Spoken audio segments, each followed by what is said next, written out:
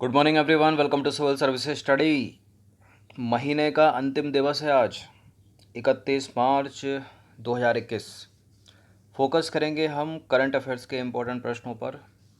तो चलिए स्टार्ट करते हैं। यह है टेस्ट नंबर 332 यूपी पीसीएस के लिए। ठीक है, प्लेलिस्ट इसकी बना रखी है। वहाँ पर आप डिस्क्रिप्शन बॉक्स में जाकर टेस्ट नंबर 1 से लेकर 332 तक पहुँच सकते हो। तो प्रश्न क्रमांक संख्या 1 पर आ जाइए। एक एक्सप्रेस वे बनेगा, गंगा एक्सप्रेस वे निम्नलिखित में से किस जिले से होकर नहीं गुजरेगा? वो उत्तर प्रदेश की गवर्नमेंट बना रही है इसको, गंगा एक्सप्रेस वे। ये मेरठ से लेकर जाएगा प्रयागराज तक। तो मेरठ से गुजरेगा, अमरोहा से गुजरेगा, प्रयागराज से गुजरेगा, लेकिन गाजियाबाद से नहीं गुजरेगा। ठीक है। तो देखिए, देश के सबसे लंबे गंगा एक्सप्रेस वे का निर्माण जो है अगले 3 महीने बाद शुरू हो जाएगा। और योगी सरकार की कोशिश है कि इसका शिलान्यास कर जल्दी से इसका निर्माण कार्य शुरू कर दिया जाए। मेरठ से प्रयागराज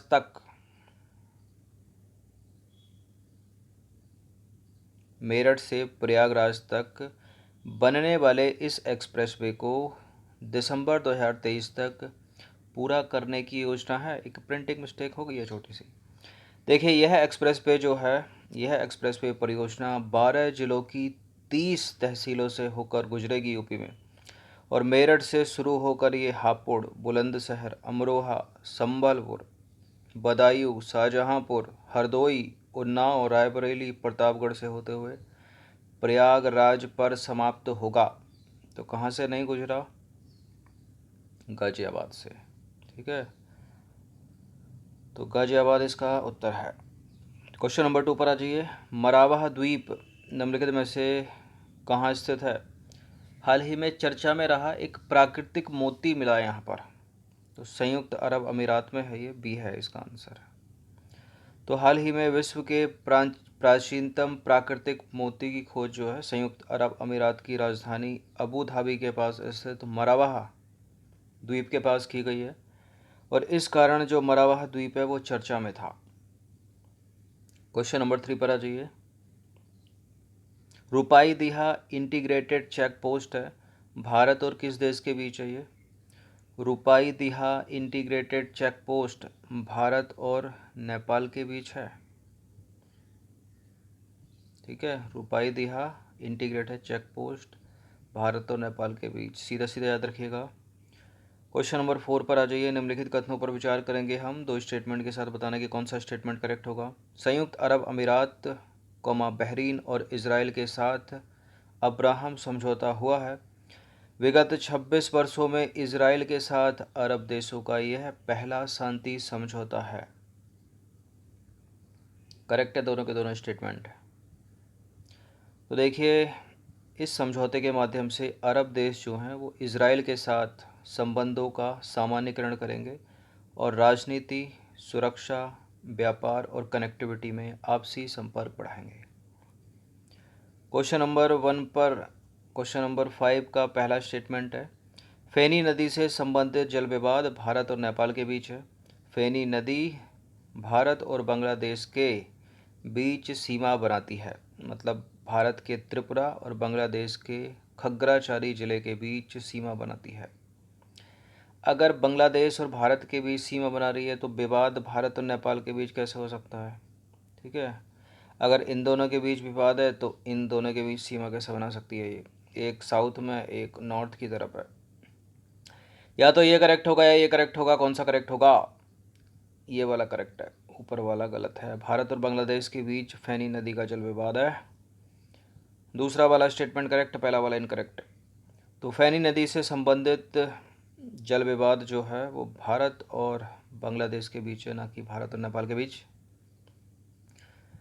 और फेनी नदी भारत और बांग्लादेश के बीच सीमा बनाती है। खग्राचारी जिला बांग्लादेश का, भारत का त्रिपुरा।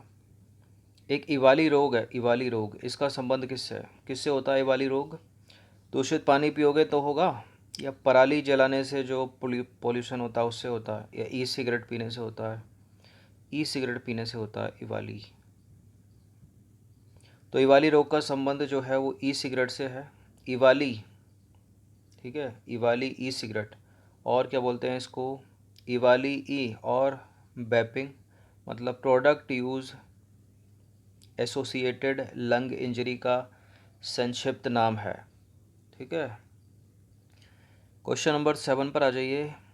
निम्नलिखित कथनों पर विचार करना है। बोटुलिज्म एक प्राकृतिक जहर है।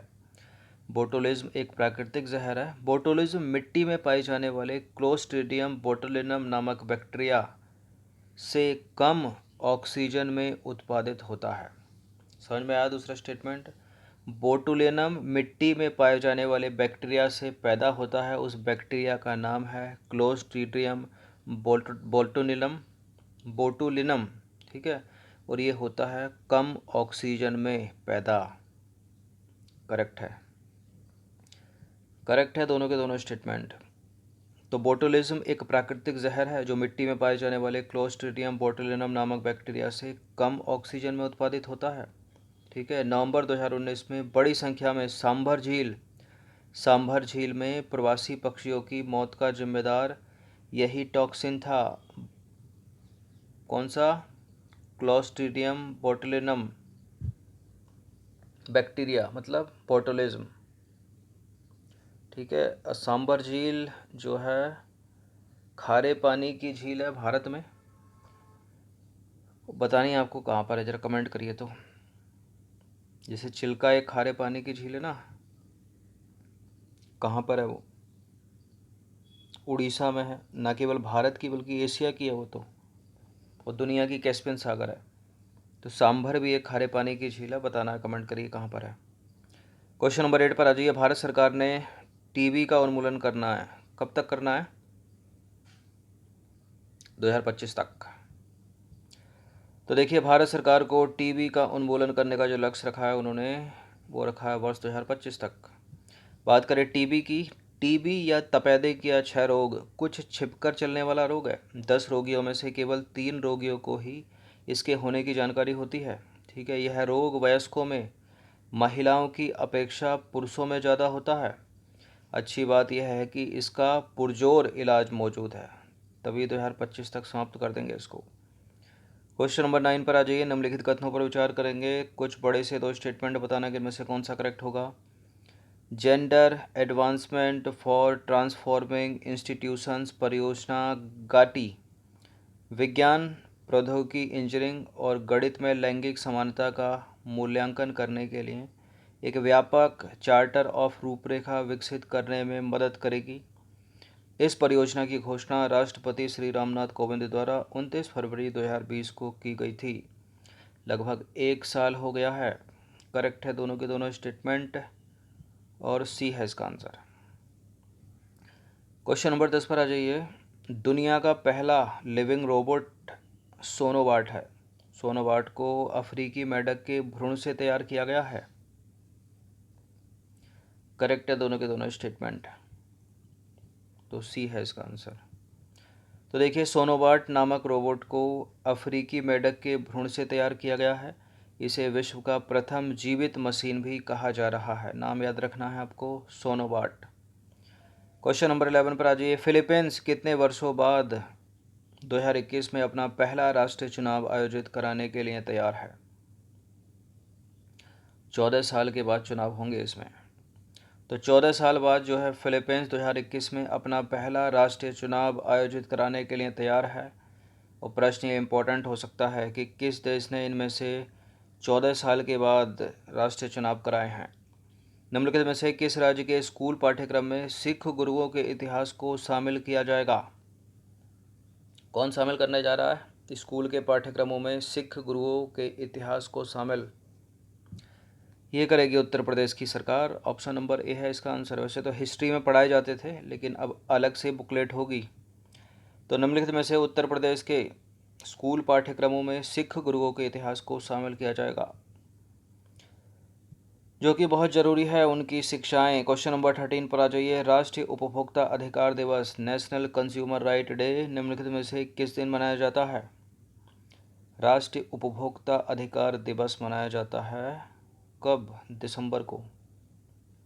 तो मार्च को एलिमिनेट कर दीजिए, जुलाई एलिमिनेट कर दीजिए, लेकिन दिसंबर में कब? 24 दिसंबर को। क्वेश्चन नंबर 14 पर आ जाइए। अंतर्राष्ट्रीय प्रवासी दिवस निम्नलिखित में से किस दिन मनाया जाता है? ये दिवस से रिलेटेड एक क्वेश्चन मैचिंग करने के लिए पूछ सकता है। जैसे ओजोन दिवस 16 सितंबर हो गया, ठीक है, ये सब चीज़ पता होनी चाहिए आपको। विश्व पर्यावरण दिवस, अंतर्राष्ट्रीय प्रवासी दिवस कब मनाया जाता है? अंतर्राष्ट्रीय प्रवासी दिवस 18 दिसंबर को। क्वेश्चन नंबर 15 पर आ जाइए। अंतिम प्रश्न है ये। निम्नलिखित कथनों पर विचार करेंगे। पहला स्टेटमेंट है, बंगला त्योहार मेघालय की गारो जनजातियों का त्यौहार है। यह फसल कटाई का त्यौहार है। दूसरा वाला स्टेटमेंट करेक्ट है। गारो जनजाति का या खासी जनजाति का है? बंगाला त्योहार गारो का ही है, मेघालय की। करेक्ट है दोनों के दोनों स्टेटमेंट। सी है इसका आंसर। तो बंगाला त्यौहार जो है मेघालय की गारो जनजाति का त्यौहार है। यह फसल कटाई के बाद सूर्य देवता को धन्यवाद देने के लिए आयोजित किया जाता है। चलिए, तो 15 प्रश्न थे ये, इनकी प्रैक्टिस एक बार कर लीजिएगा। प्लेलिस्ट इसकी बना रखी है, डिस्क्रिप्शन बॉक्स में उसका लिंक है, वहाँ पर आप टेस्ट नंबर 1 से लेकर इस टेस्ट तक पहुँच सकते हो। समय कम है, 13 जून को एग्ज़ाम है यूपी पीसीएस का और 27 जून को है यूपीएससी सिविल सेवा का। यही डेट है ना? तो प्रैक्टिस करते रहिए हर दिन।